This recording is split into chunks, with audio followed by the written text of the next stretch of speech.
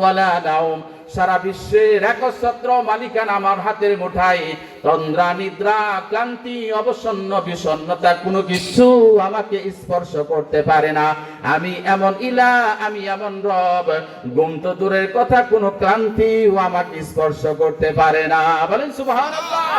2 নম্বর প্রশ্ন হলো, 3 নম্বর প্রশ্ন, বাবাকে বিশ্বাস করেন এমন লোক আছে না নাই? নবীকে বিশ্বাস করেন এমন লোক আছে না নাই? কত নাস্তিক আছে, কিন্তু বলবেন ভাই তুমি মৃত্যুকে বিশ্বাস করো নাকি? দীর্ঘ একটা নিঃশ্বাসের বলবে ভাই এই মৃত্যু থেকে বাঁচার মতো ক্ষমতা কারোর। এজন্য আল্লাহ বলছেন আইনা মাত্র কোন ইদরিকুমুল মাউত ওয়ালা কুনতুম ফি বুরুজিম মুশাইয়াদা। সীসা ঢেলে প্রাচীর নির্মাণ করে তার ভিতরেও যদি তুমি বাড়িটা বানাও, সেখানে আজরাইল যে তোমার জানটা কবজ করবে দেখার মতো কেউ নাই, কিন্তু আমি আল্লাহ ঠিকই দেখি। ঠিক না? এজন্য আমরা যখন কবরে লাশ রাখি বুকের উপর হাত দিয়ে কি বলি? বিসমিল্লাহি ওয়া আলা মিল্লাতি, এই পড়েন না পড়েন বিসমিল্লাহি ওয়া আলা মিল্লাতি রাসূলিল্লাহ। যখন আবার মাটি দেই মিনহা খলাকনাকুম ওয়া ফিহা নুঈদুকুম ওয়া মিনহা নুখরিজুকুম তারাতান উখরা। মাটির থেকে আল্লাহ বানাইছো, মাটির মধ্যে ফিরায় দিলাম। এই মাটির থেকে আল্লাহ তুমি উঠায়ো, কিন্তু হিসাবটা সহজ করে জান্নাতটা দিয়ে দিও। সুবহানাল্লাহ বলেন। এজন্য সব জায়গায় চাইতে হবে কার কাছে? বলে না কার কাছে? এজন্য কোরআন আছে যেখানে আমরা আছি, সেখানে ইনশাআল্লাহ আমরা কোরআন থেকে কথা বলবো। কোরআনের চাইতে উৎকৃষ্ট কিতাব দুনিয়ার মধ্যে আর আছে? আছে।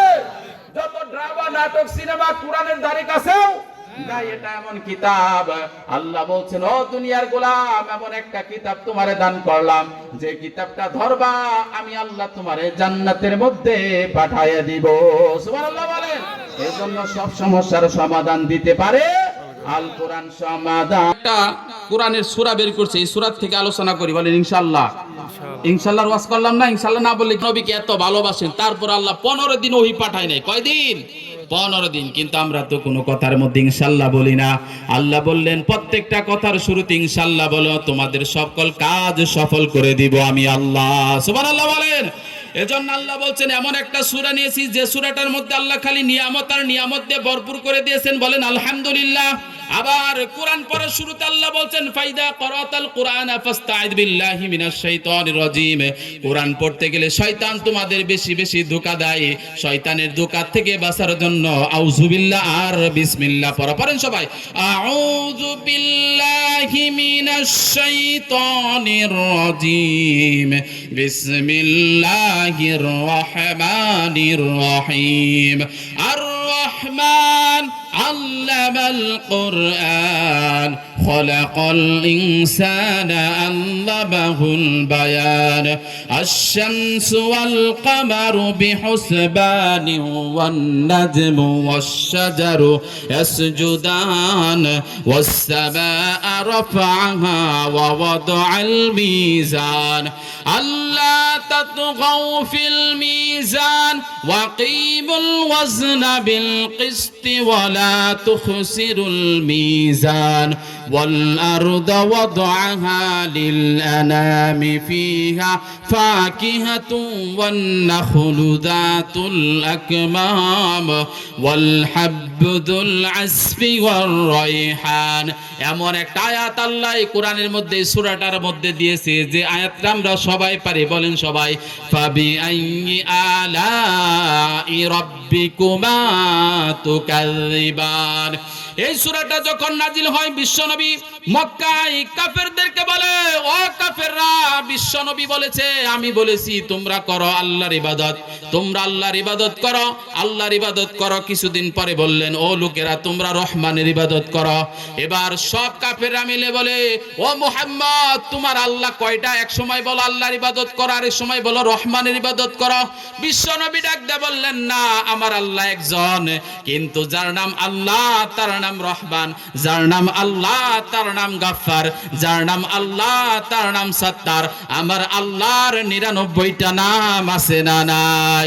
এজন্য আল্লাহ ডাকতে বলেন, ও মুহাম্মদ তোমার উপরে এমন একটা সূরা নাজিল করে দিলাম যে সূরাটা মানুষের নিয়ামত দিয়ে ভরপুর করে দিয়েছি। এই সূরাটা যদি নিয়মিত তেলাওয়াত করে আর পরে মানুষের নিয়ামত আরো হাজার হাজার গুণ বাড়ায় দিব। ওয়ামান আসদাকু মিনাল্লাহি হাদিসা, আমি আল্লাহ কখনো মিথ্যা কথা বলি না। এই সূরাটা এমন একটা সূরা, নিয়ামত দিয়ে আল্লাহ ভরপুর করে দিয়েছেন বান্দাদের জন্য। বলেন না সুবহানাল্লাহ। এজন্য এই সূরা থেকে আমরা আলোচনা শুনবো। বিশ্বনবী বললেন, আমার আল্লাহ একজন। কয়জন? সবাই বলে না কয়জন? আল্লাহ কোরআনে বললেন, লাউ কানা ফীহিমা আলিহাতুন ইল্লাল্লাহু লাফাসাদাতা ফাসুবহানাল্লাহি রাব্বিল আরশি আম্মা ইয়াসিফুন। আল্লাহ বললেন, দুনিয়ার মধ্যে 33 কোটি দেবতা আছে। এমন এক লোক বলে না, হিন্দু ভাইরা বলে দেবতা তাদের কত কোটি? 33 কোটি দেবতা।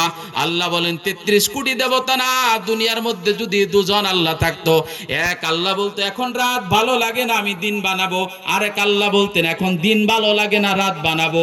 দুই আল্লাহর মধ্যে ঝগড়া লেগে দুনিয়া ধ্বংস হয়ে যেত। বলেন তো দেখি আল্লাহ কয়জন? এজন্য আল্লাহ একটা সূরা নাজিল করতে পারেন সবাই, কুল হুয়াল্লাহু আহাদুনিল্লাহু সামাদ লাম ইয়ালিদ ওয়া লাম ইউলাদ ওয়া লাম ইয়াকুল লাহু কুফুয়ান আহাদ। বলো আল্লাহ এক, আল্লাহর কোনো শরীক নাই, লা শরীক আল্লাহ, ঠিক কি না? আল্লাহর কোনো শরীক নাই, অংশীদার নাই, তিনি একক অদ্বিতীয়, তার সমকক্ষ কেউ নাই। তিনি কাউকে জন্ম দেন নাই, কাউকে জন্ম দেন নাই, আবার কারো কাছ থেকে জন্ম গ্রহণ করেন নাই। তিনি আল্লাহ ইচ্ছা করলে তিনি যা করবেন সব করার ক্ষমতা আল্লাহর আছে না নাই? এজন্য চাইতে হবে কার কাছে? এজন্য বলতে হবে কার কাছে? এজন্য সবকিছুর জন্য চাইতে হবে কার কাছে? এবং চাওয়ার জন্য আল্লাহ একটা সূরা নাজিল করেছেন, কুল আউযু বিরাব্বিন নাস। চাওয়া যাবে আর কারো কাছে চাওয়া যাবে না। এজন্য আল্লাহ বলছেন এমন একটা সূরা নাজিল করে দিলাম যে সূরাটার মধ্যে এমন একটা আয়াত নাজিল করে দিলাম যে আয়াতটা আমি একবার, দুইবার, তিনবার না 31 বার বলে দিয়েছি। সুবহানাল্লাহ বলেন। বিশ্বনবী বললেন, আল্লাহ এই আয়াতটা আপনি 2 বার বললেও পারতেন, 5 বার বললেও পারতেন, এতবার বলেছেন কেন? আল্লাহ বললেন, যেটার গুরুত্ব সবচাইতে বেশি, যেটা আমি গুরুত্ব দেই বান্দার জন্য সবচাইতে প্রয়োজনীয়, সেটা একবার, 2 বার, 3 বার না, বারবার বারবার বারবার বলিয়ে জন্য এই আয়াতটা কোরআনের মধ্যে, সূরার মধ্যে আমি 31 বার বলেছি। সুবহানাল্লাহ বলেন। এজন্য বান্দার দরকার যেটা সেটা বারবার বলেন কে? নামাজের কথাই কোরআনে কয়বার আছে? 82 বার। আলহামদুলিল্লাহ বলেন। একবার বললেও তো হতো। আল্লাহর চাইতে দামি কথা কারো আছে? আল্লাহ তো একবার বললেই হতো। 82 বার কেন বলেছেন? আল্লাহ বললেন, আকিমুস সালাহ ওয়া আতুজ যাকাহ ওয়ারকাউ মা'আর রাকিন। যাকাত দাও, নামাজ কায়েম করো, আর রুকুকারীদের সাথে রুকু করো। নামাজ পড়লে সম্মান বাড়ায় দিবেন কে? সালাত কায়েম করো, সালাত কায়েম করো, হবে সম্মানিত নবী। রোজ হাশরে ছায়া পাবে আরশে আজিম। রব্বিয়াল আলা, রব্বিয়াল আজিম। পারেন না ভাই? একটু বলেন না। সালাত কায়েম করো, সালাত কায়েম করো, হবে সম্মানী তুমি, হবে জান্নাতি তুমি। রোজ হাশরে ছায়া পাবে আরশে আজিম। রব্বিয়াল আলা, রব্বিয়াল আজিম, রব্বিয়াল আলা, রব্বিয়াল আজিম। আবার কবিরা কত সুন্দর করে বলেছেন, ঘুমাইয়া কাজা করেছে ফজর, তখনও জাগনি, যখন খেলায় খেলায় কেটেছে আসর, মাগরিবের ওই শুনি আজান, এখনো জামাতে হওরে শামিল, এখনো এর সাথে আছে স্থান। বাজছে দামামা বদরে আমামা, শির উসু করি মুসলমান, দাওয়াত এসেছে নয়া জামানার, বাঙা কেল্লা ইউরে নিশান। ঠিক না? চাইতে হবে কার কাছে? আল্লাহ ছাড়া আর কারো কাছে চাওয়া যাবে? এবার বলেন আপনারা, সূরার মধ্যে ঢুকে যায় আর রহমান। আল্লাহ কেমন দয়ালু? আল্লাহর চাইতে দয়ালু কেউ আছে?